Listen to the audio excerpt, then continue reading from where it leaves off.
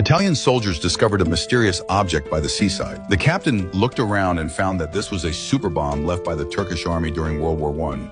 They immediately decided to detonate it. The captain ordered the soldiers to bring sandbags and build a defensive structure. He also warned the villagers to stay away from the area temporarily. Once everything was ready, they discovered the fuse wasn't long enough, so the captain had the soldiers move the defensive setup forward by several meters. After completing all the preparations, the captain pressed the detonator. The bomb's power was overwhelming. In an instant, it completely destroyed the defensive structure. The soldiers rushed in, carried the captain out, and took him to the hospital. Thanks to the attentive care of the doctor's daughter, Gia, the captain recovered quickly. But this sudden affection left Gia conflicted. She didn't know how to face her fiancé, who was still at the front lines. Her father, the doctor, noticed her inner turmoil and encouraged her to be honest with her fiancé's mother. But when Gia got there, she found herself unable to speak. At that moment, Mandris returned from the front lines. He had already heard rumors about Gia and the captain, but instead of blaming Gia, he asked to meet the captain and proposed a duel of sorts. By then, Italy had already surrendered to the Allies, yet the Italian soldiers were in high spirits. They even cheered together with the local Greek villagers. The end of the war meant they could finally go home.